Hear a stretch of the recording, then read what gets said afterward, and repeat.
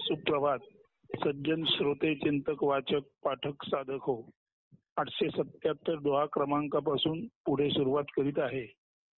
कोई आवे भावले, कोई अभावले आव, साधू दौ को पोषते, भावन गिनय अभाव.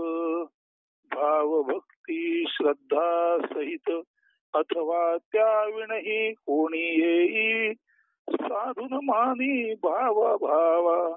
सर्वा कल्याण चिंती तैसे आशीर्वादा देई. कोणी श्रद्धा भक्तीनं तर कोणी त्याविण काहीशा संशयग्रस्त मनाने किंवा साशंकतेनेही येऊ. साधू कोणत्याही भेदाकडे पाहत नाही. कोणी रिक्त हस्ते येवो तर कोणी काही भेट वा द्रव्य होऊन येवो. साधूचे तिकडे सहज लक्षच असते. मात्र साधू स्वतः मात्र सर्वांचे हित कल्याण चिंतितो व सर्वांना पूर्ण प्रेम भरल्या अंतःकरणाने आशीर्वाद देतो. कोणी गॉड इज नो वेअर म्हणजे परमेश्वर कुठेच नाही अशा भावने येतो, तर कोणी साधूकडे येताना गॉड इज नाऊ हिअर, इथेच परमेश्वर आहे, साधू म्हणजेच देव आहे अशा भावने येतो. कोणी भावपूर्ण येवो, कोणी अभावाने येवो, कोणी रिक्त हस्ते येवो, कोणी भरलेल्या हाताने देण्याच्या दिशेने, देण्याच्या दृष्टीने, अर्पण करण्याच्या दृष्टीने येवो. साधू रिक्त हस्त वा अर्पण करणाऱ्याचा हस्त. साधू भाव वा अभाव याकडे लक्ष देत नाही. तो केवळ आणि केवळ सर्वांचे हित कल्याण चिंतितो आणि अंतःकरणपूर्वक प्रेम भरल्या शब्दाने साधू सर्वांना आशीर्वाद देतो. 878 और देव नाही चित्त बसे, मन गुरुचरण बसाय, स्वल्पाहार भोजन करू, कृष्णा दूर पराय. गुरुचरणा विन मनीन अन्य, देव देवता धरी, अल्प भोजनी धरी संतोषा, कृष्णा दूर सारी. साधू एका सद्गुरु विन अन्य देव देवता इष्ट यामध्ये मनाला गुंतवित नाही. अत्यंत अल्पाहार सेवन करून आणि सर्व भौतिक माया मोह तृष्णा यापासून दूर राहून अत्यंत शांतीत साधू लोक आपले जीवन व्यतीत करतात. जौन चाल संसार की तौन साधू को नाही, डिंब चाल करनी करे, साधू मत कहो ताही. अन्य संसारी जना प्रमाणे न साधू कधीही काले, दंभ कपट मनी जरी राहे तरी साधूना त्या म्हणावे. संसारी माणसे बोलण्या वागण्यात नेहमीच भेद असणारे असतात, मात्र साधूंची चाल अत्यंत सरळ व वर्तन स्वच्छ पारदर्शी निष्कपट असते. दंभ कपट मनात असणारा साधू नव्हेच हे निश्चित समजून घ्यावे.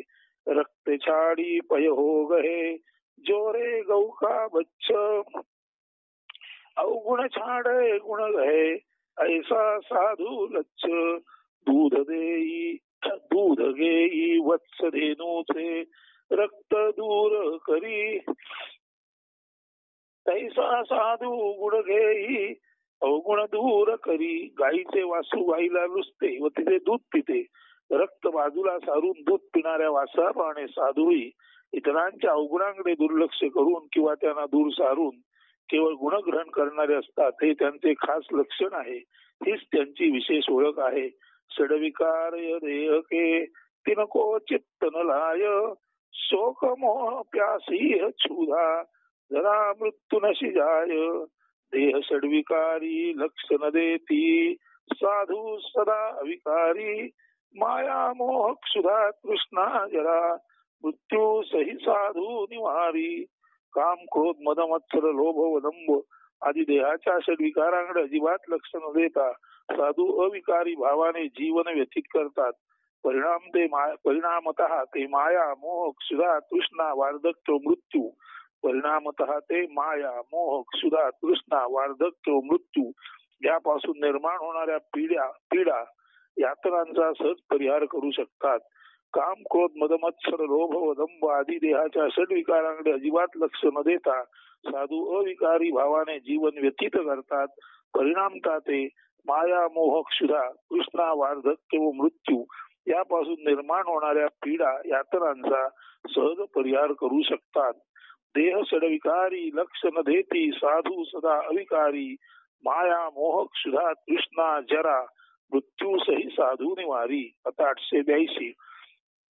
संत न छाडे संतता कोटि कमिलय असंत मलय भुवंगम बेधिया शीतलता न तजंत साधू न तेजे साधुता कोटी कोटी दुर्जन भेटी चंदन वृक्ष न टाकी शीतलता पडता सर्प विषमय मिठी. साधू आपले साधुत्व कोटी कोटी दुर्जनांच्या सहवासाती टाकीत नाही. ज्याप्रमाणे विषारी सर्पांचा वेढा पडला तरी चंदन आपली शीतलता टाकत नाही. हासी खेल हराम है जो जन रमते राम माया मंदिर इस्तरी नहीं साधू का काम. हास्य विनोद क्रीडा व्यर्थ राम नामी ध्यानी ज्या अर्थ माया महाल स्त्री सुख लालसा साधू साठी केवळ अनर्थ. रामनाम भक्ती व भजनात दंग राहणाऱ्यांसाठी हास्य विनोद क्रीडा मृग या सर्व व्यर्थ आहे. माया व महाल व तज्जन्य मजा आणि स्त्री सुखाची लालसा ही परमार्थी साधूंसाठी अनर्थकारी आहे.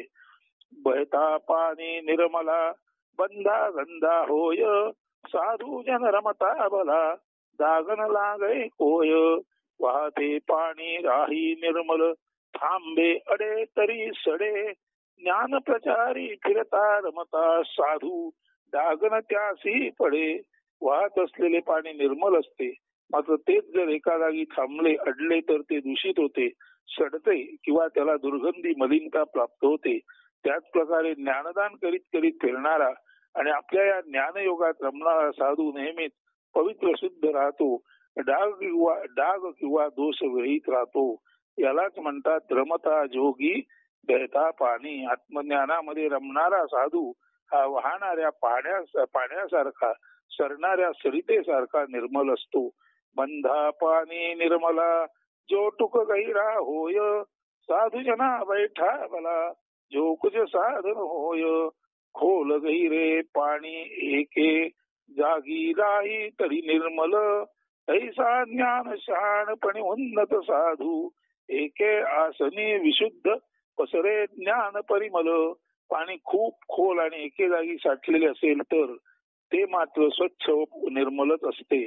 तसा ज्ञान संपन्न आणि विद्वान शहाणा साधूही आपल्या आसनी म्हणजे आपल्या बैठकीवर विशुद्ध आणि ज्ञान सुगंध असं म्हणतात पसरवणारा असतो. उडगण और सुधाकरा बसत नीर के संग यो साधू संसार में कबीर पडत न फंद. चंद्र चांदणे मीना संगे जल प्रतिबिंबी राही ऐसा साधू संसारिया चंद पंद विन राही. पाण्यातल्या माशांबरोबर पाण्यात चंद्र व चांदणे प्रतिबिंब रूपे राहते तसेच या संसार रूपी पाण्यात साधू संत साक्षीत्वात अलिप्तपणे राहत असतात. ते संसाराच्या छंद फंदात न अडकता केवळ प्रतिबिंबासारखे सावलीसारखे या जगरूपी जलनिधीत असतात. मात्र कमलपत्र हे साधू जन बसय जगत के माही बालक केरी धाय जो अपना जानत नाही. कमलपत्र सम साधू जगिया चिखला पासून दूर राही शिशु संगोपन संभाळ करी जरी दाई त्यासी आपुले मानत नाही. साधू या संसार रूपी जगत रूपी साधू या संसार रूपी जग कर्दमात म्हणजे जगरूपी चिखलात असूनही नेहमी अलिप्तच असतात. जसे चिखलात असूनही कमलपत्र निष्कलंक राहते किंवा बालकाचे संगोपन व संभाळ करणारी दाई त्या बालकापासून अलिप्त राहते त्याला आपले मानत नाही किंवा आपले पण देऊ शकत नाही तसे संसारात असूनही साधूंना संसार वारा किंवा दूषण लागत नाही. ढोल धमासा गडफडी सेनाई और तूर तीनों निकसीन बाहुरे साधू सत्य शूर. ढोल नगारा चौघडा सेनाई तुतारी ते स्वर बाहेर पडता न फिरती माघारी तैसे साधू सती आणि शूर. ढोल नगारा चौघडा शहनाई व तुतारीचे बाहेर पडलेले स्वर एकदा बाहेर पडल्यावर फिरून माघारी परतत नाहीत त्याप्रमाणे साधू सती किंवा पतिव्रता आणि शूर योद्धे आपल्या स्वीकारलेल्या धर्म किंवा व्रत अथवा संकल्पाचा त्याग करून मागे परतत नाहीत. जैन भाव ऊपर रहे भीतर बसावई सोय, भीतर और न बसावई ऊपर और न होय. बाह्य भाव जैसा राही तोची अंतरात वसे, आत वेगळा बाह्य वेगळा ऐसा साधू कदापि नसे. साधू संत आत बाहेर वेगवेगळे असू शकत नाहीत. ते अंतर्बाह्य केवळ साधू आणि साधूच असतात. स्वच्छ नितळ पारदर्शी विमल साधुत्व हीच त्यांची नित्य विशेषता असते. 890 टूटे बरत आकाश सो कौन सकत है झेल, साधू सत्य और सूर का आणि ऊपर का खेल. मध्ये चतुटता दोर आकाशी कोण डोंबार्यासी झेले, त्याहूनही अति बिकट खेळ साधू साध्वी शूरयोद्धा यांचा चाले. डोंबाऱ्याचा दोरीवरच्या कसरतीचा खेळ चालू असताना जर मध्येच आकाशात धडांतरी दोरी तुटली तर त्या डोंबाऱ्याला कोण व कसा झेलू शकेल, वाचू शकेल. तसाच नव्हे त्याहूनही अधिक अवघड फार मोठी तपश्चर्या आवश्यक असणारा खेळ किंवा दिव्य साधू पतिव्रता स्त्री आणि शूर योद्धा यांना खेळावयाचा व पार पाडायचा असतो. साधारण डोंबाऱ्याचा दोरीवरचा कसरीचा खेळ चालू असताना मध्येच दोरी तुटली आणि तो अधांतरी लटकला तर डोंबाऱ्याला कोण कसा वाचवू किंवा झेलू शकेल. तितकाच नव्हे त्याहूनही अधिक अवघड खेळ मोठी तपश्चर्या असलेल्या साधूचा, पतिव्रता किंवा साध्वी स्त्रीचा आणि शूर योद्ध्याचा असतो. म्हणजे साधू पतिव्रता आणि शूर योद्धा यांना खेळावा लागणारा खेळ हा डोंबाऱ्याच्या खेळापेक्षा कितीतरी अधिक शौर्याची कसोटी पाहणारा असतो. सबवन तो चंदन नाही शूरा के दल नाही, सब समुद्र मोती नाही यो साधू जग माही. वनी नसती चंदन वृक्ष सारे तैसे सैन्यातही नसती परमवीर, समुद्री न केवळ मोती असती जगी साधूना भरपूर. वनात किंवा अरण्यात सर्व चंदन वृक्षच नसतात, तसेच सैन्यातही सर्वच्या सर्व परमवीर नसतात आणि समुद्रातही मोती सर्वत्र मिळतातच असे नाही. चंदन वृक्ष परमवीर मोती शोधावे लागतात. ते सारे खरे तर दुर्मिळच असतात. साधूही या जगात दुर्मिळच असतात. जुआ चोरी मुखबिरी ब्याज बिरानी नारी, जो चाहे दीदार को इतनी वस्तु निवारी. जुगार चोरी विडी नफेखोरी परस्त्री लोभ निवारी, या साऱ्यासी दूर करी तरी संत समागम करी. साधू दर्शन ज्याला हवे असते आणि जुगार चोरी धूम्रपान व मद्यपान नफेखोरी परनारी लाभ यांना दूर ठेवलेच पाहिजे. या विकारांचा त्वरित व कायमचा त्याग केल्याखेरीज संत समागम लाभ होत नाही. कबीर हमारा कोई नहीं हम काहू के नाही, पारे पहुची नाम जो मिलिके बिछुरी जाही. जगी कुणी ना अपुला राही आपण कुणाचे नाही, पहिलं तीरावरी नाव पोचता जो तो अपुल्या वाटे जाई. या जगात कुणीही कुणाचाही नसतो. सारे प्रवासी घडीचे किंवा अल्पकाळाचे सोबती असतात. ज्या प्रकारे नदी पार होडी होतात, जो तो आपापल्या मार्गाने वेगवेगळ्या दिशेला निघून जातो, तसे हे जग व त्यातील सारे लोक आहेत. संत मिले सुख उपदे दुष्ट मिले दुःख होय, सेवा की जय संत की जन्म कृतार्थ होय. संत भेटी सुख गोडी दुर्जन भेटी खंत, संत सेवा करी जरी जन्म होय सार्थ कृतार्थ. संत सज्जनांच्या भेटीमुळे सुखाची चव किंवा गोडी जीवनास प्राप्त होते. उलट पक्षी दुर्जन भेटीमुळे खंत काळजी दुःख यांचीच निर्मिती होते. संत कबीरजी सांगतात की मानवी जीवनाचे सार्थक होऊन धन्यता व कृतार्थता प्राप्त होण्यासाठी प्रत्येकाने संत सेवा करावी. आज कल के लोग है मिलके बिछुरी जाही, लाहा कारण आपने सोगंध राम की खाई. आजकालचे लोक ऐसे जे मिळती भेटती सोडून जाती, स्वार्थी व्यक्तिगत लाभासाठी रामाची असत्य शपथ घेती. आजकाल लोक भेटतात, एकत्र येतात आणि आपला कार्यभाग साधला, व्यक्तिगत लाभप्राप्ती झाली की अचानक सोडून जातात. ते इतके परकेपणी वागतात की पुढील आयुष्यात ते मागे कधीतरी आपण अमक्या तमक्याला भेटलो होतो, त्याची आपली जवळीक होती, हेही विसरून जातात. खरे तर ते विसरल्याचा आव आणतात, तसा देखावा करतात.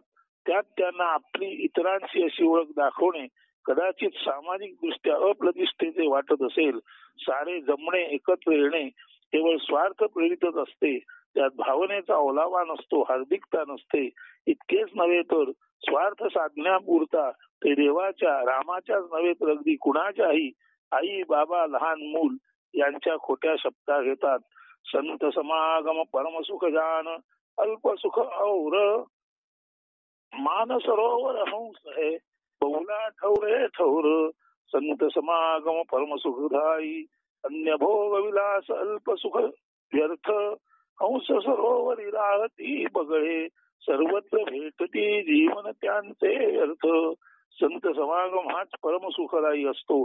त्या सुखापुढे अन्य भोग विलासादी अनेकानेक सुखे निरर्थ व्यर्थ असतात. हंस हे सरोवरातच राहतात, बगळे मात्र जागोजाग व सर्वत्र निरर्थक व्यर्थ जिने जगत असतात.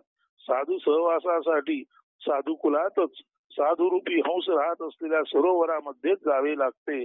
संगत की जय साधू की कभी न निष्फल होय, लोहा पारस परस ते सोबी कंचन होय. संत समागम निष्फळ न होई, कधी जरी तो लाभे, लोह पालटे स्वर्णात जरी परिस स्पर्श तो लाभे. साधू सहवास संगती कधी वृथा व्यर्थ ठरत नाही. ज्याप्रमाणे परिस स्पर्शाने लोखंडाचे सोने झाल्यागरी राहत नाही, संत समागम संपूर्ण आयुष्याचे सोने करून टाकतो. त्याने मानवी जीवन पुनीत व कृतकृत्य होते. दया, गरिबी, बंदगी, समता, शील, स्वभाव येते लक्षण साधू हे, कहे कबीर सद्भाव. दया, क्षमा, निर्धनता, विनम्रता, समत्वशील संपन्नता, कबीर सांगे साधू लक्षण, लाभे ज्यायोगे साधुता. दया, क्षमा, वित्तहीनता किंवा गरिबी, विनम्र स्वभाव, समदृष्टी व समभाव आणि शील संपन्नता ही साधूंची लक्षणे असून या मार्गावर क्रमणा करूनच त्यांना साधुता, संतत्व प्राप्त होते. आसन तो एकांत करे, कामिनी संगत दूर, शीतल संत शिरोमणी उन काय सानूर. एकांती भैसोनी कामना कामिनी त्यजुनी, सौम्य शीतल भावे साधू दिसती खुलूनी शोभूनी. एकांतात आसन किंवा बैठक साधून आणि भोग लालसा व कामिनी संग टाळून सौम्य शीतल शांततेचे तेज फाकणारे साधू नेहमीच तेजपुंजतेत खुलून शोभून दिसतात. सो दिन गया आकाश में संगत भईन संत, प्रेम विना पशु जीवना भाव बिना भटकंत. साधू संगन लाभे तो दिन जाई व्यर्थ, विना प्रेम अवघे पशु जीवन साधू प्रेम नसता निरर्थ. साधू समागमा वाचून एक दिवस गेला तरी तो वाया गेला असेच समजावे. प्रेमाचा अभाव असलेले जीवन हे पशुचेच जीवन असू शकते. तसेच साधू बद्दल प्रेम, भक्ती, प्रीती नसेल तर असे जीवन केवळ निरर्थ, पोकळ, भरकटलेलेच समजावे. आशा तजी माया तजे, मोह तजे अरुमान, हर्ष शोक निंदा तजे, कहे कबीर संत जान. आशा माया मोह लोभ टाकी मान सन्मान, हर्ष शोक निंदा टाकती जाना संत सज्जन. आशा माया मोह लोभ व मान सन्मान तसेच हर्ष व शोक आणि निंदा यांना त्यागून जे असतात तेच संत सज्जन म्हणून जाणावेत, ओळखावेत असे संत कबीर सांगत आहेत. ए कलियुग आयो अभय साधून मानय कोय, कामी क्रोधी मस खरा तिनकी पूजा होय. कलियुगी या साधून मान मिळे आदर तैसी पूजा, कामी क्रोधी करी थट्टा मस्करी त्यासी लाभे पूजा परी साधू भोगी सजा. संत सज्जनांना या कलियुगात पापाचरण बोकाळलेल्या काळामध्ये मान, आदर, पूजा यांचा लाभ तर होत नाहीच नाही, प्रसंगी त्यांच्या साधुत्वाबद्दल त्यांना सजा त्रासच भोगावा लागतो. उलट पक्षी जे कामी क्रोधी विषय लंपट आणि थट्टाखोर चेष्टा मस्करी करणारे असतात त्यांना मात्र मान सन्मान व आदर प्राप्त होतो. साधू ऐसा चाहिए जाका पूरा मंग विपत्ती पडे छाडे नाही चढे चौगुना रंग साधू असावा जो साधुत्वी अविचल संकट न टाकी साधुत्वा चौपट जो निश्चल. संत कबीर सांगतात की साधू आपल्या साधुत्वावर ठाम आणि पक्का अविचल असला पाहिजे. संकटामध्ये त्याने सारे धैर्य एकवटून आपले साधुत्व केवळ टिकवले पाहिजे एवढेच नव्हे तर त्याची साधुता चौपट वाढली पाहिजे. तो पूर्ण निश्चल आणि आपल्या साधुतेप्रती अविचल ठाम असला पाहिजे. साधू दर्शको जाइये देता धरिये पाव ढग पै असमेध जग हे कबीर समुझाय. साधू दर्शना जाता पावला गणिक मिळे उत्तम फळ पदोपदी अश्वमेध यज्ञासम पुण्य लाभ नहो कदापि संत दर्शन निष्फळ. संत साधूंचे दर्शनासाठी जितकी पावले चालत जावे तितक्या पावला गणिक पुण्यलाभ झाल्याखेरीज राहत नाही. पावला पावला मागे एक अश्वमेध यज्ञाची पुण्यप्राप्ती होते. म्हणून साधूंचे दर्शन अवश्यमेव करावे. ते नेहमीच उत्तम फळ देते. ते निष्फळ ठरणे शक्यच नाही. संत मता गजराज का चाले बंधन छोड जग गुत्ता पीछे फिरे सुनैन वाका सोर. मुक्त गजराज जैसी संत चाल आणि वाणी जगस्वान पाठी भुंके संत नायके निंदा शिव्या शाप भरली वाणी. मुक्त स्वतंत्र गजराजाप्रमाणे संतांची स्वच्छंदी चाल वागणूक आणि त्यांची वाणी किंवा तत्वविचारी असतो. संत पुढे हत्तीसारखे आणि त्यांच्या पाठी निंदा शिव्याशाप देणारे भुंकणाऱ्या कुत्र्याप्रमाणे फिरणारे जग. मात्र संत ही जगाची अभद्र वाणी कधी ऐकतच नाहीत. साधू दर्शन महाफल कोटी यज्ञ फल लेह इक मंदिर को कापडी नगर शुद्ध करी लेह. साधू दर्शनी महाफल प्राप्ती कोटी यज्ञ फल लाभ काय कथा मंदिराची साधू तर घडवी नगर शुद्धी लाभ. साधू दर्शनाने महापुण्य फल लाभ घडतो. कोटी कोटी यज्ञांचे फल केवळ एका साधू दर्शनाने प्राप्त होते. एखाद्या मंदिराची देवळाची कथा ती काय सांगावी. साधूमुळे अख्खे नगरच नगर शुद्ध होते पावन होते. आज काल दिन 5 में बरस 5 जुग पंच जब तब साधू तारसी और सकल परपंच. 5 दिन 5 वर्षे अथवा 5 युगे ही सरती जगतारण हार साधूच असती अन्य पाखंडी असती. या जगात पदोपदी क्षणोक्षणी वाढत चाललेल्या पापराशींपासून जगाची सुटका केवळ तारणहार किंवा जगदुद्धारक संतच करू शकतात. मग भले त्यासाठी 5 दिवस 5 वर्षे वा 5 युगे लागोत. हे काम संतांखेरीज अन्य कोणी संसारी पाखंडी लोक करू शकत नाहीत. साधू विहंगम सुरसरी चले विहंगम चाल जो जो गलियान कसे सो सो करे निहाल. सुंदर पक्षी पवित्र नदी सम चाले जाई साधू ज्या ज्या गावा गल्ली जाती तेथे सुख समाधाना देती साधू. सुंदर चालीने चालणाऱ्या पक्षाप्रमाणे किंवा खळाळत वाहणाऱ्या पवित्र नदीप्रमाणे साधू असतात. ते ज्या ज्या गल्ली बोळात गावात जातात तेथे तेथे सर्वत्र सुख शांती समाधान आणि तृप्ती व संतुष्टता अनायसे सर्वांना प्राप्त होते. साधू साधुत्वाचे मळे पुलवितात पिकवितात. कुलवंता कोटी कमिले पंडित कोटी 25 सुपच भक्त की पनही में तुलय न काऊ शीश. कुलशील गुणवान पंडित असंख्य जगती असती नीच जातीचा श्रेष्ठ भक्त त्याचे पायी न तुले मस्तकही या जगती. या जगात कुलशील गुणवान पंडित असंख्य आढळतात. मात्र त्यापैकी कुणाच्याही मस्तकाची तुलना कनिष्ठ कुळात जन्मलेल्या श्रेष्ठ भक्ताच्या पायाशी होऊ शकत नाही. इन अटकाया नरुके साधू दर्शको होय कबीर सोई संत जन मोक्ष मुक्ती फल पाय. माया मोह कुटुंबीय टाळी परी साधू दर्शन अवश्य घेई कबीर सांगे तोची संत मोक्ष मुक्ती लाभ घेई. वास्तवात माया मोह सांसारिक पाश व कुटुंबियांचा हट्ट हेच ते असत असते जे सत म्हणजे संत समागमापासून माणसाला दूर ठेवू पाहते. अशा वेळी जो केवळ संत दर्शनातच धन्यता मानून अन्य असत मायाना दूर सारतो तो स्वतःच खराखुरा संत असतो. 911 कबीर लौग इलायची दातून माठी पाणी कहे कबीर संत नको देतन की जय काने लवंग वेलची दंत मंजन माती आणि पाणी कबीर सांगे देण्यास संता कुचराई न करो कोणी.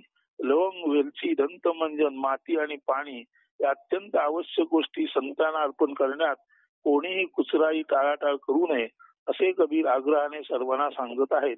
त्यामुळे संत प्रसन्न होतात. हय बर गय बर सघन घन छत्रपती की नारी दास पटकरा ना तुले हरिजन की पनिहारी अश्वहत्ती गोकुलधर दौलत राजपत्नी व्यर्थ सारे संता पुढती ज्या हरी स्वये प्रती पाळी.